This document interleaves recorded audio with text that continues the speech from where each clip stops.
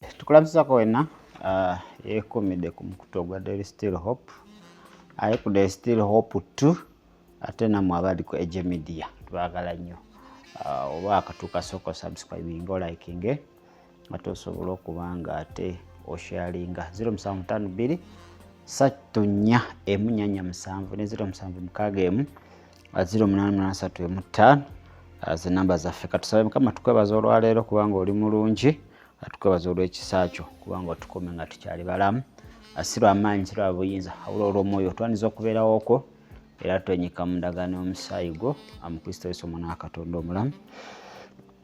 Amiina. Kale mugerawo Jamil nze atudde wadde okubanga ate tutwalira ddala mu programu eno y'olunaku olwaleero. Ennaku z'omwezi zino ziri 5 mwezi gwa 3 omwaka 2024 tukyagendera ddala mu maaso n'ensonga zaffe. Waliwo yaze mu inbox yange n'agamba ne gwe ng'owolereza Kayanja yakuwadde ssente mmeka? No, tetuli wano kubanga tuwolereza muntu yenna ate tewali muntu yenna nga Daily Still Media gwewolereza wabula tukubaganya birowoozo okulaba nti okuswala kwe tulimu mu nsi ate n'okuswala kwe tulimu ng'ekkanisa tuvaawo kutya. Lunaku olwaleero nina obutambi bubiri bwenjagala olabe ate tugenda kubanga tubwogerako. Akatambi akasooka ka kkooti ebyaliyo mu kkooti ababiri we baavaayo ne balumiriza nti ate musumba SSENYONGA yatuwa ssente tusobole okubanga ate atulumiriza Pastor Kayanja. Akatambi akalala waliwo omusumba omu yazze n'ayogera ebigambo byabadde birungi nnyo mbadde nsaba obiwulirize. Ebigambo biyamba ng'omubiri gw'ekkanisa talina gwawakanira tewali gwawakanya wabula ye ajjayo bibiriko principles abasumba abasatu bye basobola okubanga ate batambulirako okubanga ensonga yaabwe yegonjoolwa n'okubanga evaawo kubanga waneesitaza bangi bagudde bangi bavudde mu bulokozi abangi tebamanyi kikiddako bangi beebuuza batuddeyo mu madiini n'ebintu ebirala. So ensonga tuyinza ogibuusa amaaso abo lwaki ate ogyogera ku biki? No, tulina okuvaayo ne tuzzaamu amaanyi abo abaalokoka naye nga baagala kubivaamu, abo abaseseetuka, abo abavudde mu kisa n'abo abagamba kakati babiriwo ebyo sigenda lokoka. Tubagamba nti wakyaliwo essuubi. Ffe tukugamba Yesu Kristo, tetukugamba basumba bonna. Era tukugamba kkiriza Yesu, tokkiriza Kayanja, tokkiriza SSENYONGA, tokkiriza Kiganda, wabula gwe kkiriza Kristo omwana wa Katonda omulamu. Bali bantu nga wobalaba nga gwe wooli nti saawa yonna omulaba asobola bakozesa okubaako byonna ate bye bakola oba bye boogera. Naye njagala owuliriza akatambi kano mu ddakiika ziringa 5. Akatambi ako nomala okukawuliriza ngenda kujja mmenyeemenyemu ate naawe ogenda kumpa ku bimu by'owulidde mu katambi ako. Ono bakabugenda eri abasumba bonsatule n'abalala bayinza okuba nga bo tebavuddeyo naye nga munda mu bo abalina sayidi nga naawe oyinza okuba oli awo olina sayidi gy'ogwako. Bino ebigambo biyinza okuba birungi gy'oli obiwulirize nga tonnasalawo kugwa ku sayidi ya Kayanja kugwa ku sayidi yawa.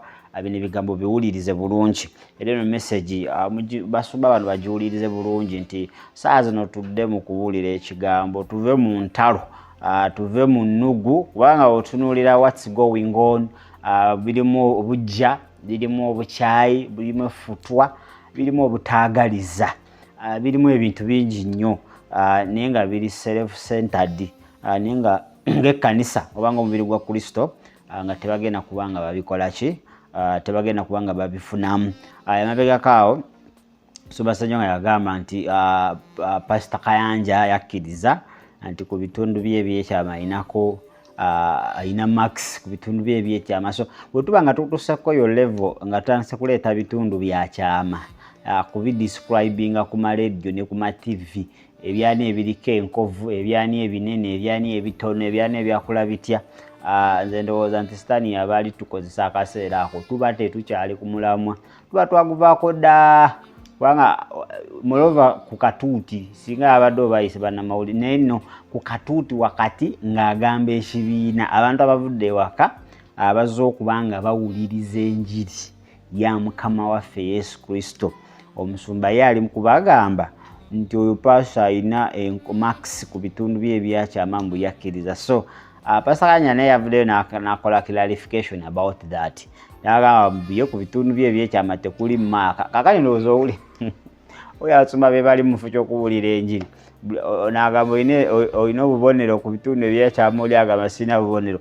Kati ebyo bye tulimu sitaani byayagala abantu kifo ky'obabulira amazima tudde nga kwewolereza nti ate nze ku kigere sirinaako njala ate oli agamba olinako enjala. So ebintu ebitasobola kubanga bitwongerayo manye eno diversion sitaani aleeta kidiversion she nekibeerawo kikomawo ekibula nekikomawo ekibula naye nga kikola ki buli wekijjawo ekiti kibaako bekigenda okutwala kibaako abatanywedde abo abali awo batyo nga bagenda kuba nga bakola ki nga batwalwa. So kati eno weevu ya KAYANJA eriwo eyo ebisiyaga bangi abakoze eki bangi abaweddemu essuubi ate ne bakomekeza nga n'obulokozi baagala bukola ki baagala buvaamu. Naye nze nkugamba tewakkiriza muntu yenna awakkiriza Kristo. Muntu saa yonna akyuka omuntu akola kyobadde tomusuubiramu okuva lwayo kitegere nti omuntu ne Mukama waffe yagamba mu Jeremiah 17 nti akolimiddwa oyo yeesiga ki omwana w'omuntu. Omuntu ye essaawa yonna asobola okukola ate kyotasuubiramu.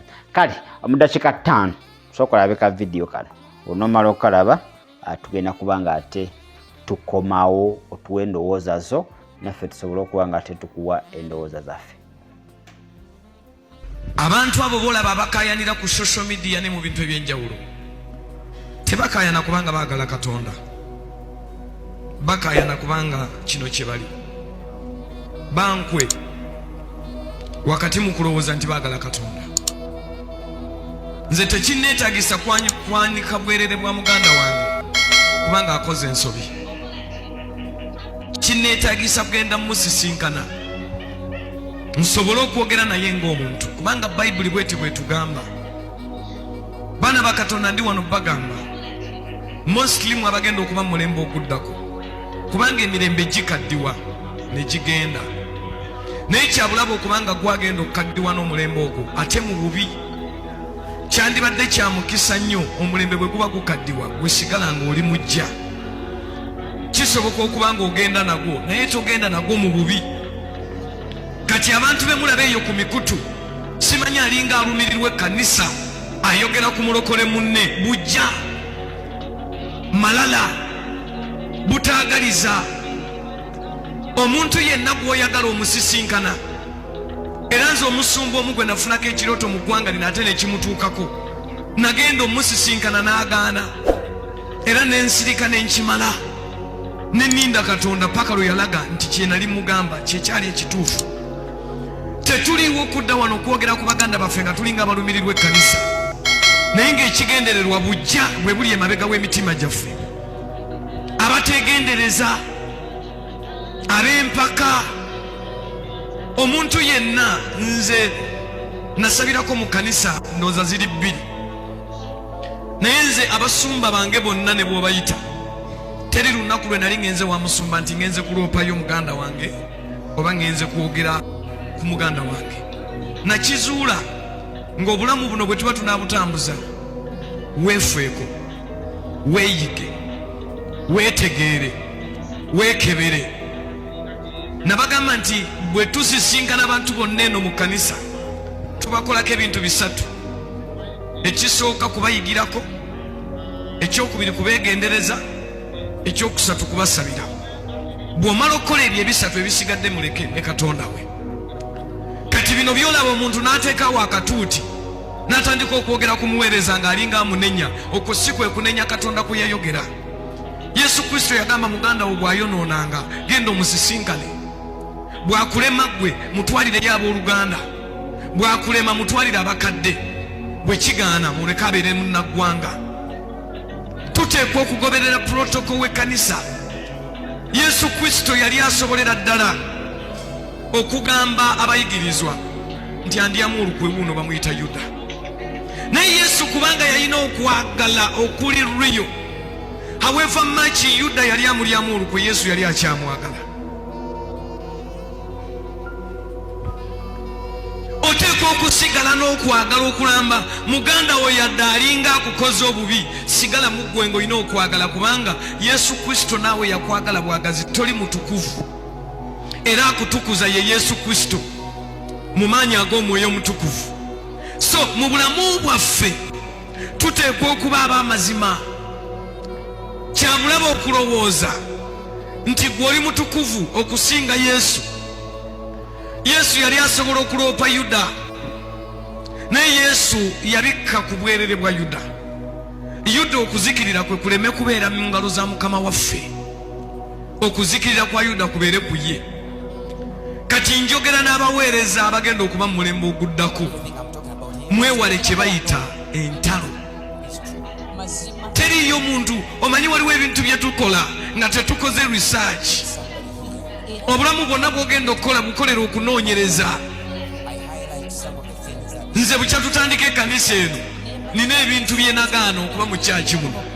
Ekimu be balokola ab'olugezigezi abaagala okwefuula ab'omwoyo nti batuula nnyo mu kkanisa, nti basaba nnyo naye nga tebakola. Abo na batunuulira wonna gye babeera mu makanisa n'enkizuula be babeera n'olugambo, be batakyuka, be batayiga kugenda mu kutegeera, be beefuula ab'omwoyo naye nga bakulemberwa mizimu, naye nga buli lunaku babeera mu kasonda ka kyaki nti bali mu kusaba. Naye ng'ate ekyewuunyisa n'okusaba tokubasangamu, osanga bali awo batudde bali mu lugambo. Kati nakola research oyo nga tetunnatandika na kkanisa, n'enkizuula abagwagwa bafaanana bwe bati baffe tetugenda bakkiriza. Kale okyali mulabi mulungi era muwuliza mulungi wa There is Still Hope. Kale ndowooza akavidiyo ako maze okuba nga okalaba. Ebigambo omusumba byayogedde ate oyinza obutabiddamu nnyo okusinziira ku ngeri gy'abyogedemu. Ebigambo bibadde kiriya era bigenda eri abasumba basatu naffe ffenna omubiri gwa Kristo n'abasumba abalala babangawo ensobi, leka tutuule tusobole okuba nga ate tuzigonjoola. Nekyemanyi nti eno issue we yatuuka tesobola kubanga bano abantu tebasobola kubanga ate batuula. Tebasobola kubanga batuula. Why? Banashi buli omu alaga w'amaanyi, okitegeera. Buli omu alaga tasobola kuwuliriza munne. Ssenyonga agamba nawandika amabaluwa kuba amasimu. Kayanja agamba nkuddamu ng'ani oli Secretary General wa United Nations, lwaki nkuddamu? Kuba yagamba abantu bali smart, ayinza omuntu akuwandiikira n'akubuuza byakubuuza naye nga anoonya by'anaatwala mu mawulire kuba ye conference, media conference azikuba buli nga waayagalira wonna nga annyonnyola bannamawulire ku issue ekwatagana Kayanja. So ndowooza ekyo kyekyali soose oba kyekyalina okuba nga kisooka, naye ekyo ekintu kyagaanira ddala. Bano abantu tebasobola kubanga basisinkana okubanga zino ensonga bazigonjoola, ekyo kyagaana. Ekintu ekyokubiri, omusumba alaga nti guno mulembe guweddeko, mulembe gw'abo abasumba. Nange okusinza ku ntegeera yange n'ebintu engeri gye mbirabamu, bano abasumba omulembe gwabwe gwaggwako oba guweddeko. The generation can get old nevaawo, generation empya Mukama n'agireeta, naye kyolina okuba nga okola nti ng'omulembe gukaddiwa guggwawo ate gwoleme kukaddiwa nagwo. Kyagezako kugamba nti gwobeere mujja mu mulembe ogwo, olina okusigala ng'oli mupya wadde gwo gukaddiye. Pawulo kyagamba mu Baluumi 12 nti endowooza zaffe sigale nga mpya. So omulembe guba gukaddiye nga guvudde ku mulamwa, ate okkiriza naawe ove ku mulamwa, olina okuba nga osigala ku ki? Olina okuba nga osigalira ddala ku mulamwa. Omusumba kyabadde ategeeza oba kyagezaako okuba nga ate annyonnyola, olina okuba nga gwe tova ku mulamwa, olina okuba nga osigalira ddala ku mulamwa. Bo bali mu ntalo zaabwe, tolina zeenyigiramu. Okitegeera? Onasikaze eno tolina byenyigiramu. Ono ye defendinga akola kiso. kyagezako kugamba nti bano abasumba bo omulembe gwabwe gulinga oguweddeko ogwakyamye naye tokkiriza kubanga okyama nagwo wesigalira ddala ku mazima ku magezi gali ge watandika nago ge wafuna nga wakalokoka aga Mukama waffe ate Yesu Kristo. Bino bagenda nga abasumba kati balina emize buli service buli Sunday ayina ofunayo akadde ayogere ku munne oba ayina afunayo akadde ayogere ku eyo chapter oba ku eyo ensonga egenda mu maaso obvijiti kati bakozeseza erinnya lya Yesu azze kubuulira njiri ku Sunday mu linnya lya Kristo ati balina ebizibu byabwe naye ate neyeewolayo eddakiika nga 3 ate okubamalako nnyo obudde ne babayimiriza ne mukuba engalo ne bemutategeera. I don't know why you people you just kill up anyhow. Kuba oli ogamba nti nina obujulizi nja mwanika nsobola obuteeka wano ku sikulini n'omukuba engalo kitegeeza nti nammwe mukadiyidde wamu nabo omulembe gukaddiwa nammwe muli kukaddiwa. Abasajja bali bakozesa okubanga balwana entalo zaabwe at which you don't accept. Wagenda kunoonya Kristo talyanga ku bisiyaga. Kristo tawayirizangako muntu nti alidde ebisiyaga. Okitegeera so gw'olina okuba nga onywererako gw'olina okuba nga oyimiriddeko temugeza tetukkiriza kutukyamya. Kwa kati tulina tiimu Kiganda, tiimu Kayanja, tiimu Senyonga, tiimu mpitirivu tubalwanirako ntalo ku social media mu comment bigambo tubi exchanginga because bogedde ku musumba naye banasajja ajja n'amala ne wanaawa naye nga ali kwedefendinga bwedefendizi ali kweyogerako bweyogezi agamba nze sobola okukola kino nze oyo ninaako obujulizi oyo tutuuse n'okubanga tugamba omusumba alina maaka ku bitundu ebyekyama. Kati tutuusa akaseera nga abasumba batandise okubeera nga bambega buli omu abega munne. Okitegedde bagenda tandika okukozesa ssente ze muwaayo okubanga bafuna intelligence mbegera musumba gundi nga ntandise okulaba ayogera n'omusumba oli gwe sikwatagana naye tugenda tandika okubalanga bawa ssente aba iso aba diso n'aba CMI batandika okubanga babegera n'ebitongole bino eby'amasimu. Musumba gundi ayogera ne Jamila ate Jamila sikwatagana naye kati namba esoko girumike n'owaayo ssente kati byetutandise okuba byetuligendamu tetukyesiga Yesu tetukyesiga Mwoyo Mutukuvu kati tulina bitandise okuba nga tukola ki twesiga. So emirembe giri kaddiwa banasajja bakaddiye balinga abaava ku mulamwa bali mu byabwe entalo osega Essenyonga buli lutalo oluvaayo alina olwenyigiramu buli lutalo oluvaayo alina olwenyigiramu okitegeera. So ate tukkiriza abasajja abo bakaddiwe naffe oba bagwe naffe kati gw'olina okuyimirira nga gwe kuba wagendayo kunoonyani Kristo Yesu. Ekintu ekirala tulina okuba nga twefaako nga ffe olina okwefaako olina okwezuula okitegeere weefeeko weeyige weetereeze weekebere omusajja wagambye twekebere fikanafeeka tulaba tukyayimiridde twetereeze mwebasumba mwetereeze muddeyo mu bifo byammwe ebituufu makanisa mugalina Katonda gabawadde obutuuti abubawadde nimuli bukozesa mu buli omu kubanga alaga nti w'amaanyi buli omu alaga nti wa kitalo n'owayimirira mu kanisa ye n'ayogera endiga ezitamanyi bambi ziri awo nazikuba mu ngalo nalaba nga wa kitalo olina miragamo nze kanisa yange ekyasinzemu abantu abangi mu Uganda yonna nalaba nga naye ekyo wa kitalo nnyo okitegeera. So tulina okubanga buli omu addayo mu kifo ekyo ekituufu twekebere buli omu atandika okubanga alima olulimbi lwe olwo erukulema alitandika kubanga ononooza lwaki lwa mulala weeyige ffe baani tuli baana ba Katonda tetuli baana bansi kwerumaaluma genda mu mawulire kugenda wa kitegeera zino ensonga tugezengako okubanga tuzisortinga off the press wabweru w'amawulire wabweru w'ensi wabweru w'ekkooti z'ensi tugezengako okubanga tutuula wansi tulabe at least tugezeeko gaba ne twagezaako nebikola ki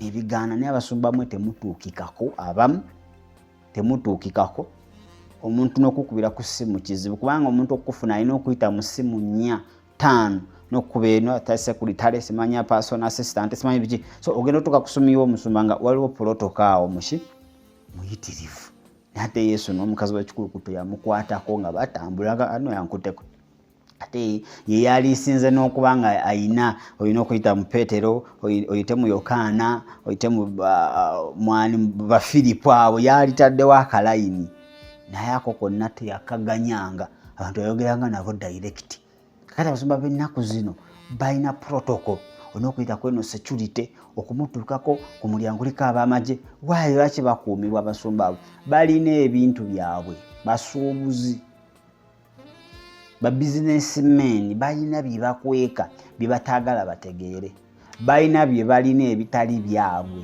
balina okuba nga babiprotectinga n'emundu naye byolina bibanga byabwe akatonda tolina kuba ng'okuumibwa ki ng'okuumibwa mundu omusumba so kyekyo tulemedde okwezuula ensonga lwaki kakati abasumba balina ziki balina zikonvoyi tebitegeerekeka kubanga tulemedde okwezuula nti ffe atuli musana ate tuli abaana ba Katonda so ebyo byonna nga bigenda mu maaso mwabasabira mu makanisa ago mulina okuba nga mubiyigirako leka kibeere ekyokuyiga eri ebyo byonna ebitambula mu maaso ku social media ne mu makanisa eyo gye musabira bireme bateeka motivation ya kwongera kukyawa kwongera kuwalanirako pastor kwongera busungu nedda leka obeera omunaye nga obiraba n'oyiga kuba anytime Katonda asobola okuyita ate n'ebyo bisobola okubeera mu kanisa yo so Katonda wabireka ne bibaawo bibeere ekyokuyiga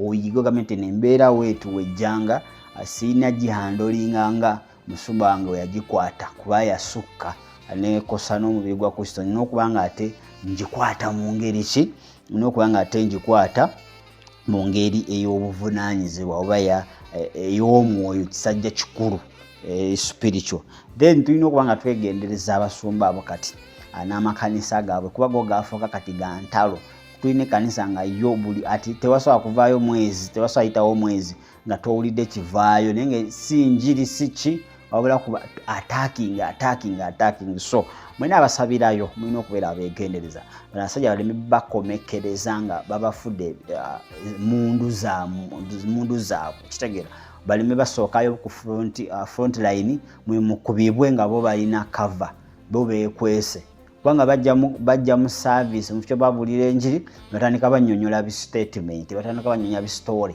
ebyo bistory babasigamu bukyayi kuba aba yeerungiya mu maaso gammwe ate oli amwogerako birala aba yeewozaako mu maaso gammwe oli amwogerako ki birala so ate bamanyi ekituufu abo bonna bamanyi teri atamanyi kituufu naye just bali kukola ki abatuzanyira ku mutwe so tubeere beegendereza wakati nga bali mu ntalo zaabwe wakati nga waliwo ekigenda mu maaso wakati nga omulaba abakozesa oleme kubeera kitundutundu weewala okubeera ekitundutundu weewala okubeera ttiimu Kayanja weewala okubeera ttiimu SSENYONGA weewala okubeera ttiimu Kiganda beera ttiimu Yesu ebeera etya awo olina okuba ng'osaba singa kati watandise dde okusaba bantu abo basabire kubanga bo tebakyasobola kutabagana wabula ekisa kya Katonda wekinaakomako kuwoomu baku bonna bajja kutuula basolovinga issue eyo naye nga eby'emirembe byakola ki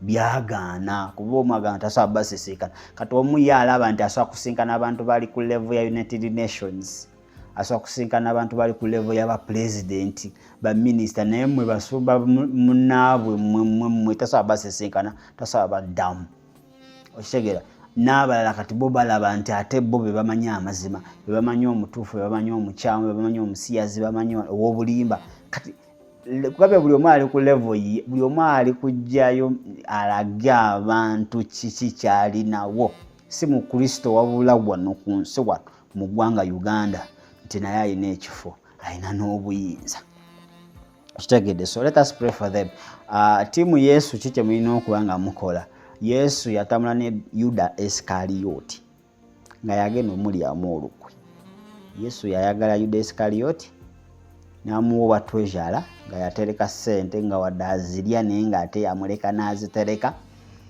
yatambulanga Samaria Yudeya wawonna naye nga tatuuka n'agamba abeyo mulokoke kubanga bakabaka bakatonda busembedde mwenenye muve mu bibi. Yuda Isikalioti njise naye yagenda okundyamu olukwe mumulaba tebyogerako. N'akaseera wali we yamuliviiringa eri abayigirizwa abalala yagamba mmwe mulimu agenda okundyamu olukwe gwe munaalaba ndiisa. Kitegedde teyavangayo nayogera amannya gwe munaalaba nkola ki yagenda okundyamu olukwe. So yagezangako nnyo okubanga olutalo taluzza ku Yuda Isikalioti ng'omuntu wabula luno olutalo lwali lwa mwoyo. Era yalaga nti Yuda Isikalioti ye ng'omuntu talina kizibu wabula eyamuyingiramu okubanga amukozesa kyekizibu. So tulina okubanga tutegeera, tulina okubanga tubaamu embala ya Kristo. Pawulo gyatugamba tubeeremu okutegeera kuli ng'okwali Mukama waffe Yesu Kristo yayagala abalabe be bonna baani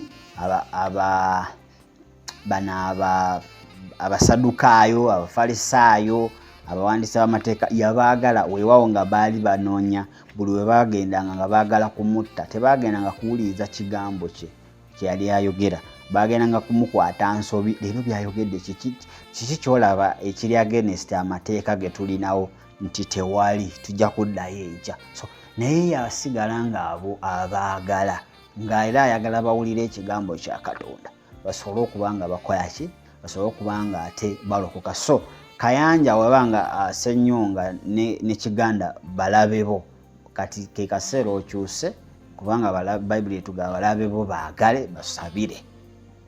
Okitegedde omuntu gw'oyagala wakusaba appointment ogimuwa era n'omusisinkana.